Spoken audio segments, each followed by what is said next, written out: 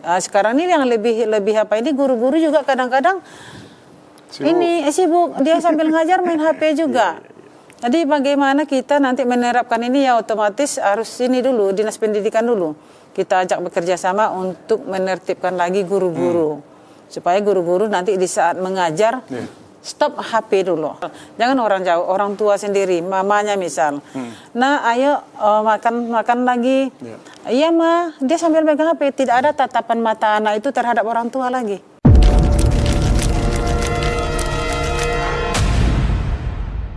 Assalamualaikum warahmatullahi wabarakatuh. Apa kabar masyarakat Pasaman Barat dimanapun Anda berada?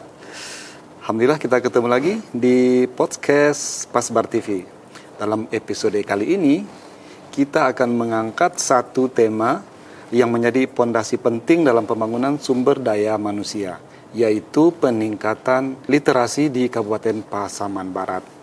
Nah, pemirsa, literasi bukan hanya soal membaca dan menulis, tetapi juga tentang kemampuan memahami dan berpikir kritis, serta menciptakan ruang-ruang pembelajaran yang hidup dalam keluarga dan masyarakat.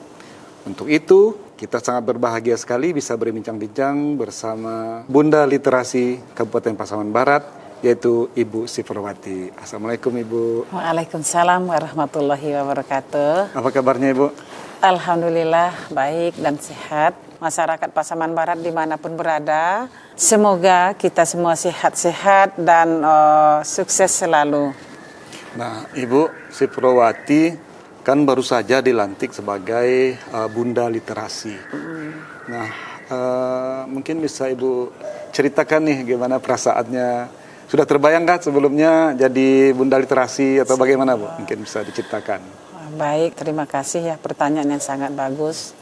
Memang pelantikan baru di tanggal 14 Juli kemarin. Belum sampai 1 bulan belum, ya Bu ya? Dan juga karena pelantikan Bapak Bupati juga baru lebih kurang 4 bulan. Iya.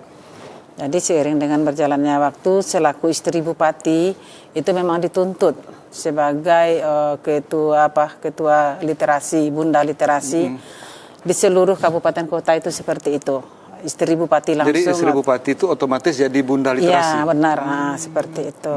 Dan alhamdulillah sih sudah dilantik. Cuman berat nih bebannya, berat sekali. Tapi kayaknya berat sekali Bu ya? Ya, maksudnya sangat berat sekali. Kenapa saya sampaikan itu berat? Yang pertama, di zaman sekarang ini, zaman canggih seperti sekarang ini itu, anak-anak umumnya pada suka ke HP, lebih mengutamakan HP. Nah, untuk mengajak itu kembali membaca buku itu sangat sulit.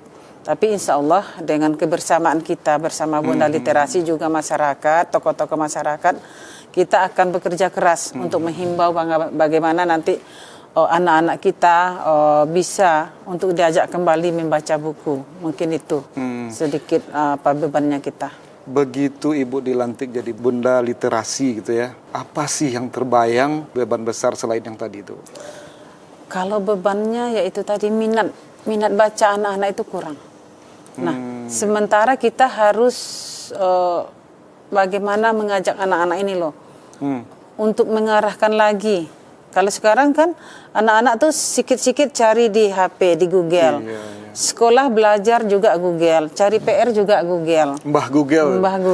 Jadi tidak ada yang tertanam dalam pemikiran anak-anak itu seperti zaman kita dulu. Kalau kita dulu 1 tambah 1 2 itu langsung tertanam. Tapi anak-anak sekarang tidak 1 tambah 1 dilihat di HP cari dulu, ya? langsung dapat 2, tapi mereka nggak tahu caranya. Jadi itu beban berat kita.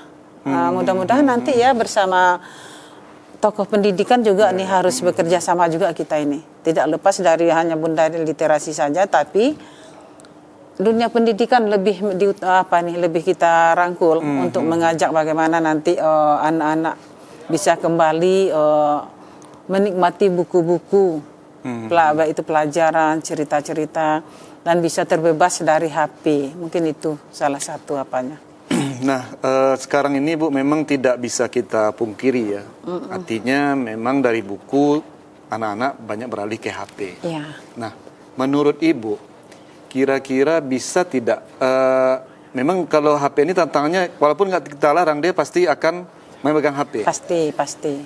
Bagaimana kalau seandainya buku ini dipindahkan ke HP? Menurut Ibu bagaimana? Efektif tidak kira-kira? Itu mustahil ya. Mustahil karena juga kan kalau HP kadang-kadang bisa hilang.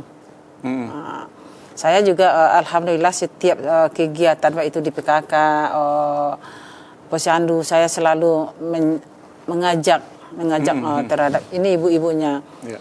Coba beri waktu sedikit saja dalam satu hari. Misal kita dari jam 5 sampai jam 8 malam, megang HP.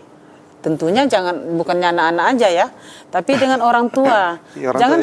Jangan nanti kita menyampaikan ke anak-anak, nah jangan pegang HP sementara kita pegang HP. Itu yang harus kita terapkan untuk sementara waktu, agar anak-anak bisa terbiasa. Jadi ya itu diistirahatkan sesaat, berangsur-angsur begitu. Jadi kalau nanti seperti yang disebutkan tadi beralih ke HP, buku ditapakan ke HP, itu tidak mungkin.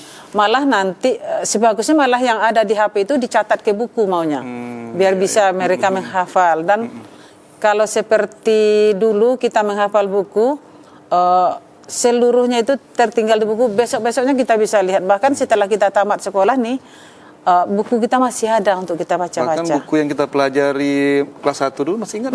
Masih. A, B, I, B gitu kan. Kalau dia nggak ada. Ya? Itu saya rasa yang lebih pentingnya sekali, mengarahkan kembali. Ujung-ujungnya memang harus minat baca tadi. Minat baca ya Bu ya. Nah kemudian tentu Bunda Literasi tidak mungkin berjuang sendirian. Benar. Ya kan? Nah kira-kira pihak mana saja nih yang Ibu harapkan dan kemudian dorongan seperti apa yang Ibu harapkan tuh? Kalau pihak-pihak yang harus kita rangkul itu khususnya mungkin Dinas Pendidikan ya. Dinas Pendidikan. Kenapa itu Dinas Pendidikan? Karena sekolah-sekolah itu semuanya di bawah naungan Dinas Pendidikan. Nah ini tidak hanya sebagai tidak hanya merangkul, tapi kita sebagai Bunda Literasi harus mengajak turun langsung nih. Baik itu TK, ke PAUD itu harus kita mulai dari sekarang. Bersama Bunda PAUD juga kita kerjasama, sama PKK juga harus kerjasama, dengan LKKS-nya juga harus kerjasama. Karena itu semuanya terkait, mencakup bagaimana masa depan anak-anak kita. Jadi ya harus terjun ke lapangan juga, menggiatkan kembali guru-guru.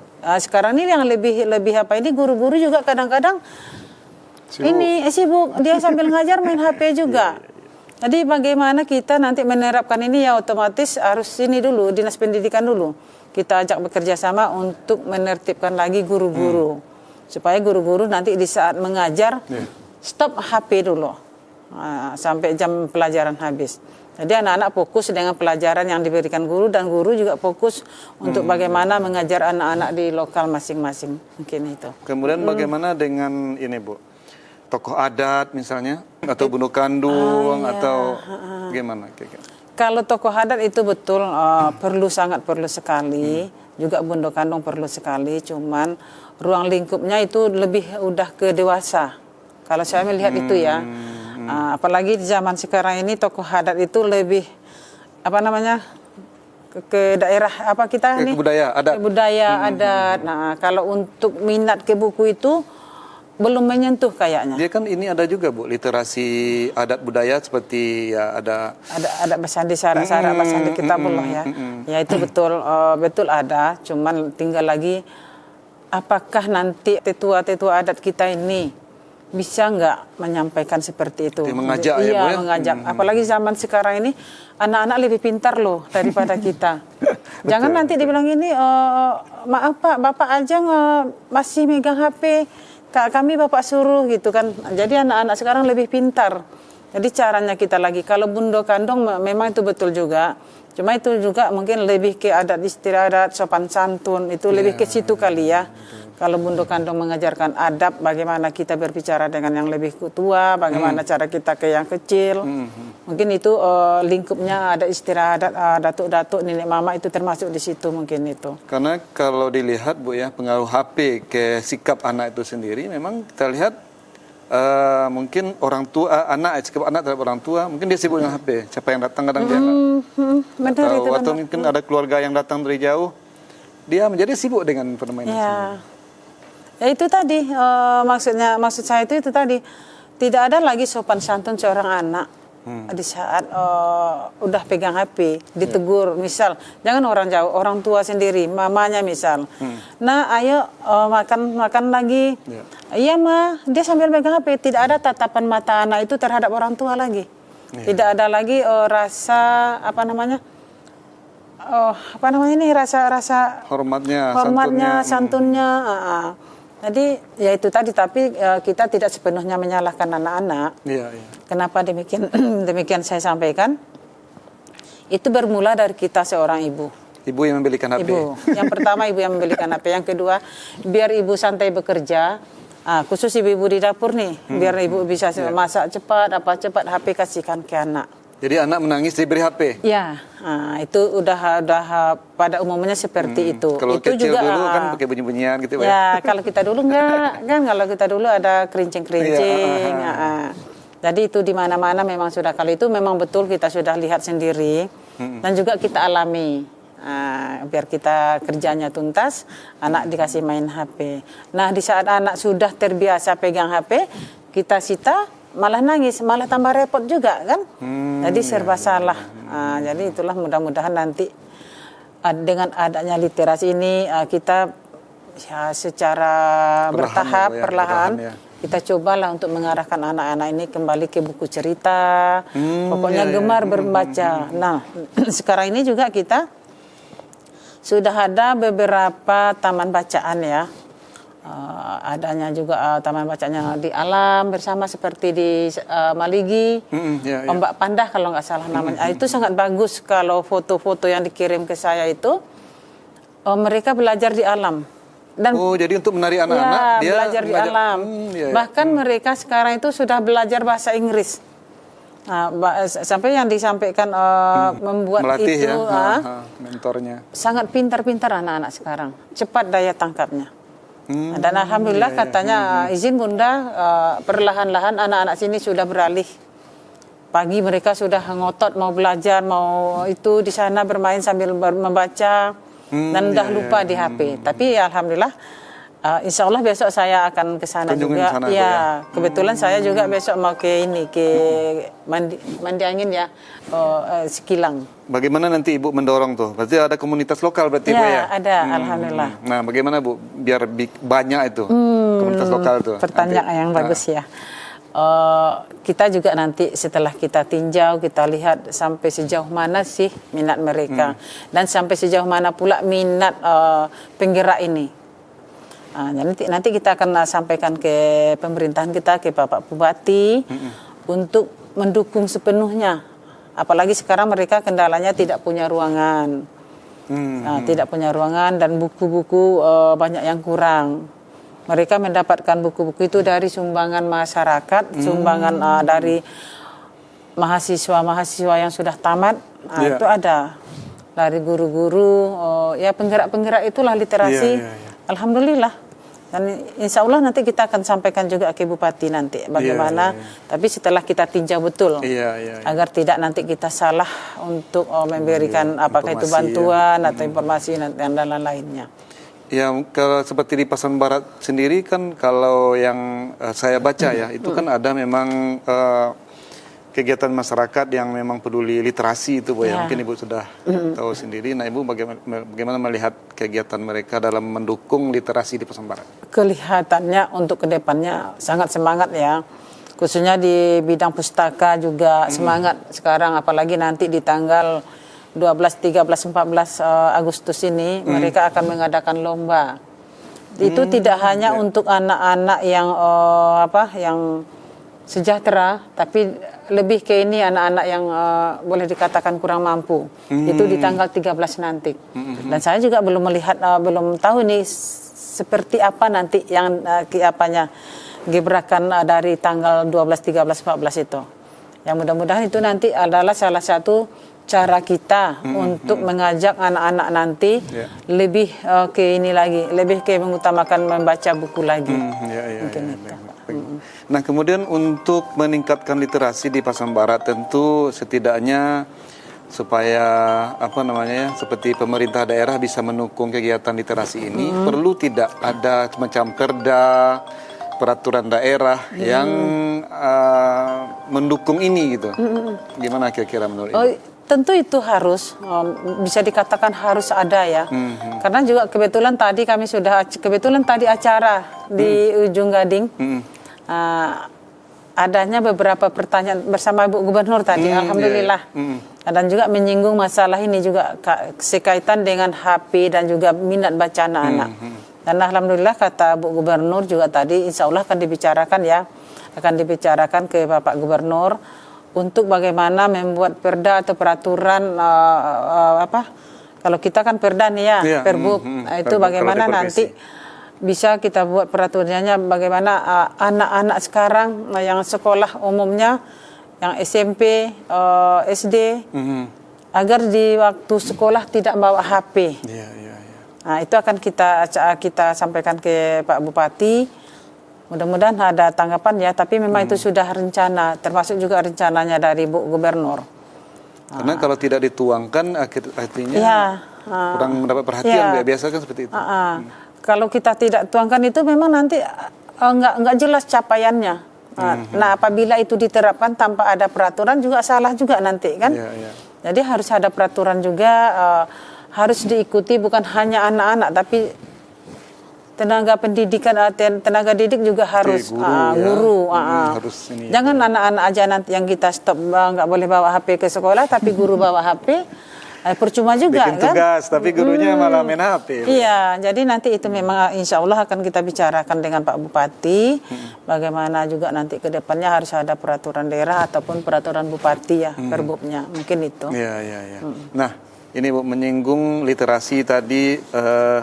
Penggiat sudah kita singgung juga. Kemudian apakah ada wacana atau keinginan untuk menjadikan Pasaman Barat ini kabupaten literasi? Kalau wacana mungkin terlalu jauh. Terlalu jauh karena kita juga saat sekarang ini Pasaman Barat banyak dihadapkan dengan problema, banyak persoalan-persoalan yang harus kita tuntaskan.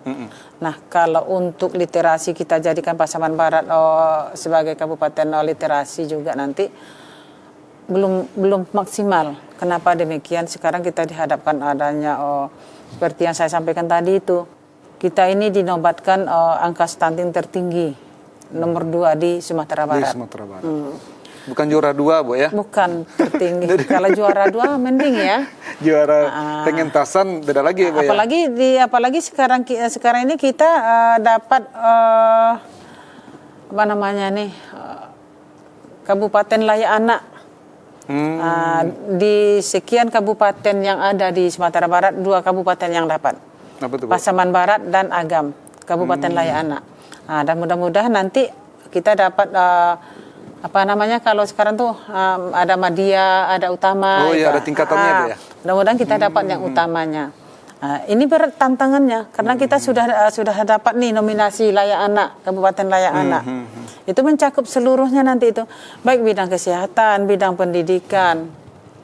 Sekarang apalagi sekarang ini mohon maaf kepada kita semua masyarakat Pasaman Barat juga mohon maaf. Kita ini sekarang lagi banyak-banyaknya problema pelecehan seksual. Sampai sejauh itu, Bu? Iya, sejauh itu. Banyaknya LGBT. Jadi itu adalah tugas besar kita seluruh masyarakat Pasaman Barat. Tidak hanya pemerintah daerah. Jangan nanti itu tugas bupati, bukan. Tapi adalah tugas masyarakat tentu terbatas, kita. Ya. Makanya saya berharap nanti seluruh masyarakat Pasaman Barat, baik mulai tingkat dari Jorong, Nagari, kecamatan, sampai ke kabupaten, mari bersama-sama kita untuk mendukung agar bagaimana Pasaman Barat ini terbebas dari hal-hal yang itu tadi, dari pelecehan seksual, LGBT-nya. LGBT banyak loh. Banyak, Bu. Jadi waspada. Ini waspada anak-anak kita. Perlakuan umat Nabi Lut. Iya. Kalau orang tanda-tanda mau kiamat ya. Kalau kita itu juga kurang paham. Cuman itulah tantangan kita ke depannya. Makanya saya belum bisa untuk menyatakan nanti Pasaman Barat itu bisa menjadi literasi. Artinya kita nggak muluk-muluk juga, Bu ya. Iya, nggak muluk-muluk juga. Takutnya nanti nggak tercapai. Iya. Jadi karena kita banyak problema, Ya seiring berjalannya waktu, Belum insya lagi Allah. utang daerah ya Bu ya. Masya Allah, kalau utang daerah juga itu Pengaruh juga, Bu, ya? biarlah Pak Bupati bersama jajaran yang mikirkan. Kita cukup dengan persoalan di masyarakat aja mungkin itu. Iya. Tapi setidaknya pemikiran Bapak tentu jadi pikiran Ibu juga. Iya, beban sih, beban. Tapi alhamdulillah. Kalau menyangkut hutang-hutang tadi juga sudah banyak berangsur-angsur ya. Alhamdulillah dengan waktu yang singkat 4 bulan, BPJS juga sudah hampir lunas kita bayarkan. Iya. Dan hutang-hutang yang lain juga. Tapi itu kan tidak Pasaman Barat aja yang seperti itu. Kabupaten kota lain juga seperti itu. Tapi kan mengganggu bukan? Maksudnya harusnya Bupati bisa memulai setidaknya dari angka 5, 6. Tapi ini malah dari minus ya kan? Iya, ya itulah namanya kinerja. Kan kita ingin kemarin jadi Bupati. Saatnya kita perlihatkan kinerja kita, mungkin itu. Kita akan minta juga masyarakat memahami ya. Iya, walaupun banyak gonjang-ganjing di sana sini yang menyampaikan belum kelihatan kinerjanya, tapi ya itulah. Baik. Ibu Siprowati, Bunda Literasi, luar biasa perbincangan kita di sore hari ini, mulai dari pelantikan literasi sampai kita bicara masalah LGBT ya, begitu banyak di Pasaman Barat, dan kemudian harapan Ibu nih mengenai literasi ini di Pasaman Barat seperti apa Ibu? Baik, kalau harapan tidak muluk-muluk ya, setidaknya di zaman pemerintahan Pak Yulianto Ivan ini, saya berharap berkurangnya anak-anak ini untuk lebih ke HP. Dan sudah bisa nanti kita mengalihkan, baik itu anak SD, TK, sudah bisa memulai minat, mungkin lebih cenderung keinginan mereka untuk baca buku. Baca buku, apakah itu nanti buku pelajaran, buku agama.